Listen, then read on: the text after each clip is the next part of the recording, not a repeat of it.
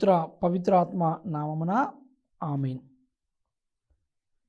ప్రియమైన విశ్వాసులారా, క్రీస్తు సందేశం దివ్యవాణి టీవీ కార్యక్రమానికి స్వాగతం, సుస్వాగతం.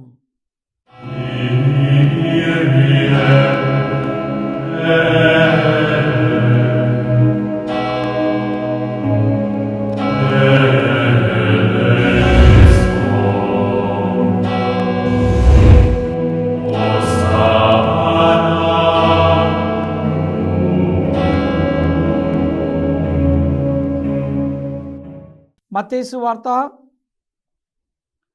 5వ అధ్యాయము 9వ వచనం. శాంతి స్థాపకులు ధన్యులు, వారు దేవుని కుమారులు అనబడుదురు. ప్రియమైన దేవుని బిడ్డలారా, పరిశుద్ధమైన సమయంలో మన కన్నులను మూసుకొని శిరముల వంచి ప్రార్థన చేసుకుందాం. ప్రేమగల ప్రభువా, సర్వమును సృష్టించి పరిపాలిస్తున్న మా ప్రియా పరలోకపు తండ్రి, ఈ పరిశుద్ధమైన సమయంలో ప్రభువా, క్రీస్తు సందేశము దివ్యవాణి టీవీ కార్యక్రమం ద్వారా ప్రభువా మమ్మల్ని అందరినీ కూడా మీ యొక్క రక్షణ కోటలో ఐక్యపరిచింది మీకు వందనములు తండ్రి. మీ యొక్క కృపలో, మీ యొక్క సంరక్షణలో ప్రభువా మమ్మలను, మా కుటుంబ సభ్యులందరినీ హేరాళము దీవించండి. మాకు కావలసిన మీ యొక్క అనుగ్రహ ఫలములను, మీ ఆశీర్వాద ఫలములను ప్రభువా నా మీదే హేరాళముగా కుమ్మరించండి తండ్రి. మరి ముఖ్యముగా ఈ క్రీస్తు సందేశం టీవీ కార్యక్రమాన్ని ప్రభువా వీక్షిస్తున్న ప్రతి బిడ్డను ప్రభువా మీ యొక్క కృపలో, మీ యొక్క సంరక్షణలో, మీ పరిశుద్ధాత్మ సన్నిధానములో నిత్యము సదా కాచి కాపాడమని ఈ మనవులను మన నాథుడైన యేసుక్రీస్తు దివ్యనామములో అడిగి ప్రార్థిస్తున్నాము తండ్రి. ఆమేన్. క్రీస్తునాథుని యందు మిక్కిలి ప్రియులకు సహోదరి సహోదరులరా, యేసుక్రీస్తు ప్రభు తన ప్రియమైన శిష్యులకు మరి 8 అష్టభాగ్యములను మరి ఇచ్చి ఉన్నారు. ఈ అష్టభాగ్యములలో ఈరోజు మనం అందరము కూడా 7వ అష్టభాగ్యాన్ని ధ్యానిస్తున్నాము. మత్తయి సువార్త 5వ అధ్యాయము 9వ వచనములో శాంతి స్థాపకులు ధన్యులు, వారు దేవుని కుమారులు అనబడుదురు. శాంతి స్థాపకులు ధన్యులు, వారు దేవుని కుమారులు అనబడుదురు. ప్రియమైన దేవుని బిడ్డ, మన ఆత్మీయ జీవితంలో, మన యొక్క అనుదిన జీవితంలో మనమందరము కూడా శాంతిని నెలకొల్పడానికి ముందుకు కొనసాగాలి.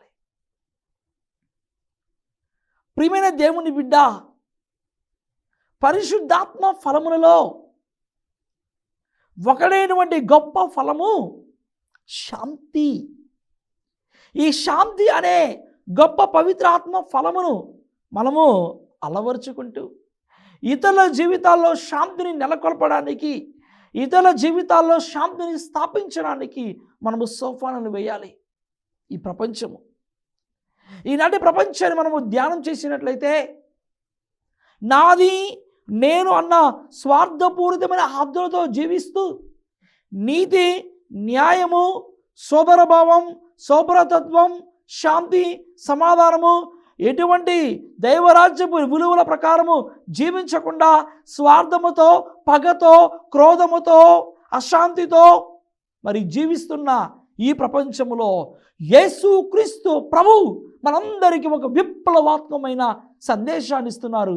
ఏమిటి ఆ సందేశం అంటే, ఆనాడు అష్టభాగ్యముల ద్వారా తన ప్రియమైన శిష్యులకు తెలియజేసిన యేసు ప్రభు ఈరోజు తన ప్రియమైన బిడ్డలను మనకు తెలియజేస్తున్నారు.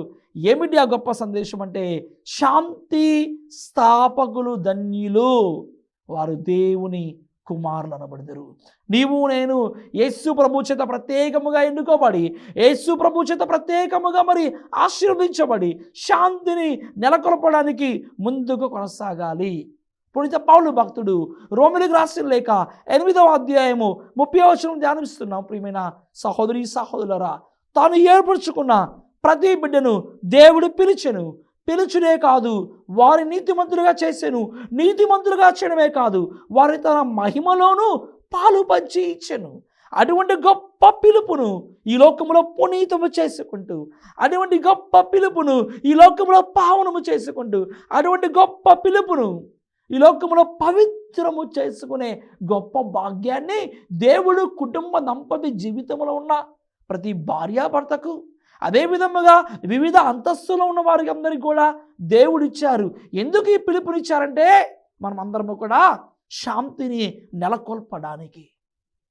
ఒకసారి పరిశుద్ధ గ్రంథం బైబిల్ ఆధారముగా మరి దేవాది దేవుడు ఎటువంటి సమయంలో తన యొక్క మరి జన్మించబోతున్న సమయంలో ఏ విధంగా శాంతిని నెలకొల్పారు, అదేవిధంగా ప్రియమైన సహోదరి సహోదరురా తన పరిచర్యలో ఏ విధంగా శాంతిని నెలకొల్పారు, మరి అదేవిధంగా తన పునరుద్ధరణ సమయంలో ఏ విధంగా ప్రభు శాంతి నెలకొల్పారని పరిశుద్ధ గ్రంథం ఆధారముగా మనం అందరము లోతుగా ధ్యానం చేసుకుందాం. లూకాసు వార్త 2వ అధ్యాయము 14వ వచనం ధ్యానం చేస్తున్నాం. మహోన్నత స్థలములో సర్వేశ్వరునికి మహిమ, భూలోకమున ఆయన అనుగ్రహమునకు పాత్రులగు వారికి శాంతి కలుగును గాక.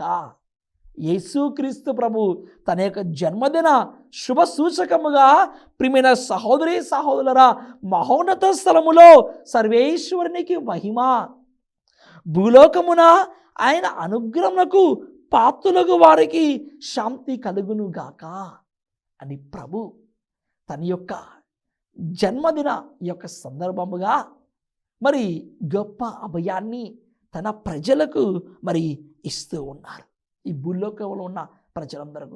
అదేవిధంగా ప్రభు తన సువార్త పరిచయలో చూసినట్లయితే యోహాను సువార్త 14వ అధ్యాయము 27వ వచనంలో ధ్యానం చేస్తున్నాము. శాంతిని మీకు అనుగ్రహించుచున్నాను, నా శాంతిని మీకు ఇచ్చుచున్నాను. ప్రియమైన దేవుని బిడ్డ, మరి చూడండి, ప్రభు మనందరికీ కూడా ఆదరణకర్తను పంపుతూ పరిశుద్ధాత్మ దేవుని మీద ఆధారపడి పరిశుద్ధాత్మ అనుగ్రహములతో పవిత్రాత్మ ఫలములతో మనం నింపుకుంటూ పవిత్రాత్మ ఫలమైనటువంటి గొప్ప ఫలము శాంతి. యోహాను సువార్త 14వ అధ్యాయము 27వ వచనంలో శాంతిని మీకు అనుగ్రహించుచున్నాను, నా శాంతిని మీకు ఇచ్చుచున్నాను అని ప్రభువు మనందరికీ కూడా సుస్పష్టముగా తెలియజేస్తున్నారు. మరి ఇటువంటి సందేశాన్ని ప్రతిరోజు అనుదినము కూడా పరిశుద్ధ దీవెబలి పూజలో మనం అందరము కూడా ధ్యానం చేస్తున్నాము. శాంతిని మీకు అనుగ్రహించుచున్నాను, నా శాంతిని మీకు ఇచ్చుచున్నాను అని మీ అపోసతో వచించిన మా ప్రభువుని యేసువా, మా పాపమును లెక్కింపక మీ శ్రీసభ విశ్వాసమును వీక్షింపము, మీ చిత్త ప్రకారము మీ సభకు శాంతిని ఐక్యమును అనుగ్రహింపము.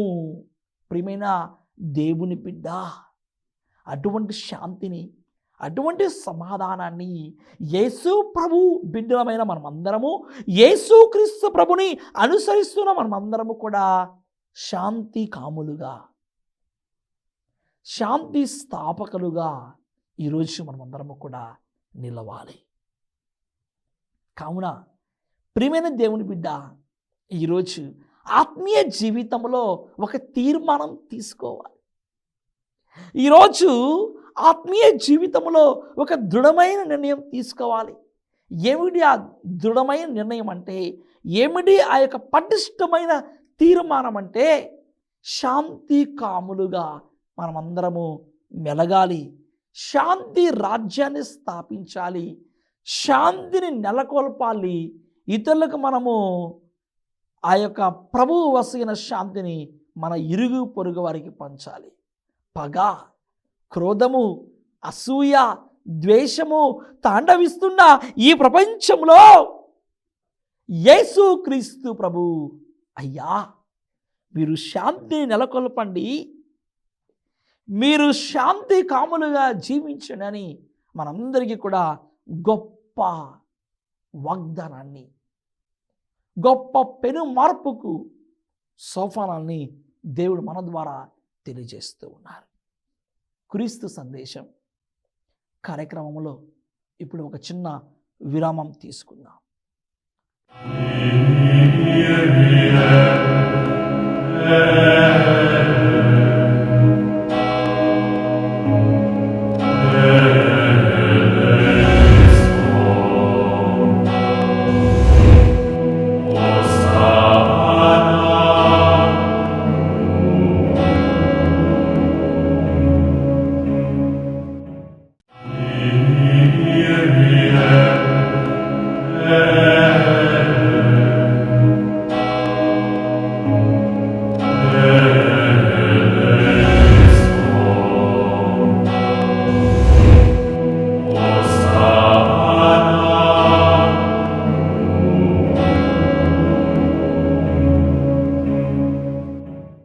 క్రీస్తు సందేశం కార్యక్రమానికి తిరిగి స్వాగతం.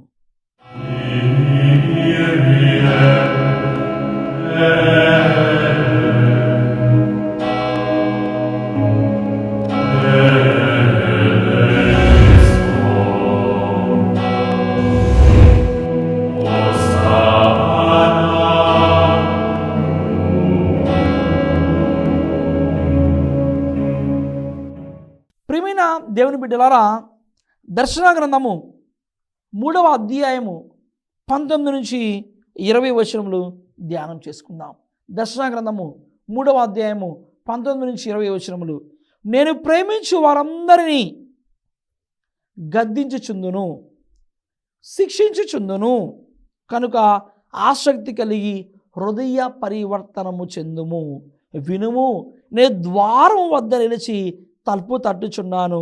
ఎవరైనాను నా స్వరమును విని తలుపు తెరిచిన లోనికి వత్తును, వానితో భుజింతును, అతడును నాతో భుజింతును. వినుము, నేను ద్వారము వద్ద నిలిచి తలుపు తట్టుచున్నాను. ఎవరైనాను నా స్వరమును విని తలుపు తెరిచిన లోనికి వత్తును, వానితో భుజింతును, అతడును నాతో భుజించును. ప్రియమైన విశ్వాసులరా, శాంతి స్థాపలుగా ఉన్నప్పుడు మనము, శాంతి కాములుగా ఉన్నప్పుడు మనమందరము ఆయన ప్రేమ రాజ్యాన్ని, ఆయన శాంతి స్థాపనను, ఆయన శాంతి రాజ్యాన్ని ఈ లోకంలో నెలకొల్పాలన్న మనము ఈ యొక్క ఆశ అనేది మనందరికీ కూడా ప్రియమైన విశ్వాసులరా ఎంతో ముఖ్యము. ఎందుకంటే యేసుక్రీస్తు ప్రభు తన యొక్క అనుదిన జీవితము ద్వారా, తన యొక్క జన్మము ద్వారా శాంతిని నెలకొల్పారు. తన యొక్క సువార్త పరిచయం ద్వారా శాంతిని నెలకొల్పారు. తర్వాత మరలా తాను పునరుత్థానమైన తర్వాత కూడా యోహాను సువార్త 20:19 చూస్తున్నాము, మీకు శాంతి కలుగునుగాక అని ప్రభు తన యొక్క వాగ్దానాన్ని, తన యొక్క ఆశీర్వాదములను, పునరుత్థాన ప్రథమమైనటువంటి శాంతిని తన ప్రియమైన అపోస్తుల మీద దయచేస్తూ ఉన్నారు. ప్రియమైన సహోదరి సహోదరులారా, ఒకసారి ఆత్మీయ జీవితంలో మనం అందరము కూడా గుర్తు చేసుకోవాలి ప్రియమైన దేవుని బిడ్డ. అందుకే ఈరోజు మనం అందరము కూడా శాంతి స్థాపకులుగా ఉండాలి. ఈ శాంతి స్థాపకులుగా ఉన్నప్పుడే మనము దేవునికి ప్రియమైన కుమార్తెలుగా, ప్రియమైన కుమారులుగా మనం జీవించగలం. యెషయా గ్రంథము 43వ అధ్యాయము 4వ వచనం ధ్యానిస్తున్నాము. నీవు నా నేత్రములకు అమూల్యమైన వాడవు, నేను నిన్ను ప్రేమింతును, నేను నిన్ను సన్మానింతును. నీవు నా నేత్రములకు అమూల్యమైన వాడవు, ప్రియమైన బిడ్డవు. కాబట్టి మనము దేవుని దృష్టిలో ప్రియులుగా ఉండాలంటే, అంగీకార యోగ్యమైన బిడ్డలుగా ఉండాలంటే, ప్రీతి పాత్రులుగా ఉండాలంటే ఈరోజు మనము శాంతిని నెలకొల్పాలి. ఆ శాంతిని నెలకొల్పడం ద్వారా మనము దేవుని కుమారులుగా, దేవుని కుమార్తెలుగా పిలువబడతాము. ఎందుకంటే ప్రియమైన దేవుని బిడ్డ, ఈ లోకంలో మనం అందరం కూడా ఆయన పోలి జీవించాలి. ఆయన ఆజ్ఞానుసారముగా జీవించినప్పుడు మనకు దేవుని కృప, దేవుని కరుణ మనకు లభిస్తూ ఉంది. అవును ప్రియమైన సహోదరి సహోదరులారా, ఎప్పుడైతే మనము ఈ శాంతి స్థాపనలుగా ఉండి మనము ఆయన రాజ్యాన్ని స్థాపిస్తామో మనమందరము కూడా దేవునికి ప్రియమైన కుమారులుగా పిలువబడుతున్నాం. ఎందుకంటే ఆయన రాజ్యంలో శాంతి ఉంది, సమాధానం ఉంది, ప్రేమ ఉంది, సోదరభావం ఉంది, సౌభ్రాతత్వం ఉంది, కరుణ ఉంది, దయ ఉంది, జాలి ఉంది. దైవరాజ్యపు విలువల ప్రకారముగా మనము జీవించినప్పుడు ఆయనకు ప్రియమైన బిడ్డలుగా మనం మారుతూ ఉన్నాము. దేవుడు మన కుటుంబాలను, మన బిడ్డలను సమృద్ధిగా ఆశీర్వదిస్తున్నారు. కనుక ప్రియమైన దేవుని బిడ్డ, ఈరోజు యేసు ప్రభు ఆనాడు తన ప్రియమైన శిష్యులకు ఈ 8 అష్టభాగ్యములను కొండ మీద ఇచ్చిన సందర్భముగా, ఈ యొక్క గొప్ప ప్రసంగంలో చెప్పిన విధముగా అదే ప్రభు ఈరోజు నాకును మీకును మనందరికీ తెలియజేస్తున్నారు. ఇదిగో ఈ లోకము, ఈ ప్రపంచము స్వార్థముతో నిండి ఉన్నది. ఈ లోకము అసూయతో నిండి ఉన్నది, ద్వేషముతో నిండి ఉన్నది, పగతో నిండి ఉన్నది. ఇటువంటి సమయంలో పగ, ద్వేషము, క్రోధము తాండవిస్తున్న ఈ ప్రపంచంలో శాంతిని నెలకొల్పు అని ప్రభు వాగ్దానం ఇస్తూ ఈరోజు మనందరికీ తెలియజేస్తున్నారు. కీర్తన గ్రంథము 33వ అధ్యాయము 18వ వచనంలో ప్రభు మాత్రము తనకు భయపడు వారిని, తన కరుణను నమ్ముకొనిన వారిని సుస్థిర ఆదరముతో చూచును. ప్రియమైన దేవుని బిడ్డ, వాక్యం మరొకసారి ధ్యానించుదాం. కీర్తన గ్రంథము 33వ అధ్యాయము 18వ వచనము. ప్రభువు మాత్రము తనకు భయపడు వారిని, తన కరుణను నమ్ముకొనిన వారిని సుస్థిర ఆదరముతో చూచును. ఈరోజు ఆయన దృష్టిలో మనము గొప్ప వాళ్ళము కావాలంటే, ఈరోజు ప్రభుని దృష్టిలో మనం భాగ్యవంతులము కావాలంటే, ఈరోజు ప్రభువు దృష్టిలో మనం ప్రీతిపాత్రులుగా మెలగాలంటే, ఈరోజు మనం ప్రభువు దృష్టిలో అంగీకార యోగ్యమైన బిడ్డలుగా ఉండాలంటే, ఈరోజు దైవరాజ్యపు సుగుణాల ప్రకారము జీవించాలి. ఎందుకంటే ఆయన ప్రేమ సుస్థిరమైన ప్రేమ, ఆయన ప్రేమ అపరిమితమైన ప్రేమ, అవధులు లేని ప్రేమ, హద్దులు లేని ప్రేమ, నిత్యం ఉండిపోయే ప్రేమ, శాశ్వతమైన ప్రేమ నా యేసయ్య ప్రేమ. మనుషులు ఉన్నారు కదా నీకు ద్రోహము చేయవచ్చు, మనుషులు ఉన్నారు కదా నీకు వెన్నుపోటు పడవచ్చు, మనుషులు ఉన్నారు కదా నీ గురించి చెడుగా మాట్లాడవచ్చు, మనుషులు ఉన్నారు కదా నీ గురించి లేనిపోని వాటిని కల్పించి చెప్పవచ్చు. కానీ నేను నమ్ముకున్న నా బలమైన దేవుడు, నేను నమ్ముకున్న నా యేసుక్రీస్తు ప్రభు నన్ను ఎప్పుడు కూడా విడనాడరు, నన్ను ఎప్పుడు కూడా ఎడబాయరు. ఎందుకంటే ఆయన నిత్యము కూడా శాశ్వతమైన ప్రేమతో, పరిపూర్ణమైన ప్రేమతో నన్ను ప్రేమిస్తూ ఉన్నారు. ఎందుకు ప్రభువు ప్రేమిస్తున్నారంటే, ప్రియమైన దేవుని బిడ్డ, మనం అందరము కూడా ఆ శాంతిని మనం స్థాపిస్తూ దేవునికి ప్రియమైన బిడ్డలుగా మారాలి. ఎప్పుడైతే మనం దేవుని కుమారులుగా పిలువబడుచున్నామో అప్పుడు మంచిగా జీవిస్తాం, మంచి మార్గంలో వెళ్తాం, దైవరాజ్యపు విలువల ప్రకారం నడుస్తాం, దైవరాజ్యపు సుగుణాల ప్రకారం ఉంటాం. అంతేగాని ఏదో క్రైస్తవుడిగా ఉన్నా, క్రైస్తవుడిగా జీవిస్తున్నా, నేను ఇంతే ఉంటాను, హృదయ పరివర్తన చెందను, అశాంతి, గొడవలు, అపోహలు, అనుమానాలు, మనస్పర్ధలతోనే ఉంటాను, నాకు ప్రేమ వద్దు, శాంతి వద్దు, సోదరత్వం వద్దు, శోభ్రతత్వం వద్దు, మంచితనం వద్దు అంటే నీవు ఖచ్చితంగా సైతాను బిడ్డగా మారిపోతున్నావు. ప్రభు ఈరోజు అంటున్నారు, ఇదిగో నువ్వు సైతాను క్రియలకు బానిస అవ్వద్దు, నువ్వు సైతాను వలయంలో పడిపోవద్దు, నువ్వు పాపపు జీవితంలో పడిపోవద్దు. ఈరోజు నువ్వు నూతనమైన బిడ్డగా మారు. ఈరోజు నువ్వు దేవునికి ప్రియమైన బిడ్డగా మారు. కీర్తన గ్రంథము 33వ అధ్యాయము 22వ వచనం ధ్యానం చేస్తున్నాం. ప్రభు మేము నిన్ను విశ్వసించినట్లే మీ స్థిరమగు ప్రేమ మమ్ము ఆవరించి ఉండునుగాక. ప్రభు మేము నిన్ను సంపూర్ణముగా విశ్వసించినట్లే మీ స్థిరమగు ప్రేమ, నీ శాశ్వతమైన ప్రేమ మమ్మల్ని అందరినీ కూడా ఆవరించి ఉండునుగా. కానీ ఈరోజు మనం దేవునికి మొరపెట్టుకోవాలి, ఈరోజు మనం దేవునికి ప్రార్థన చేయాలి, వేడుకోవాలి.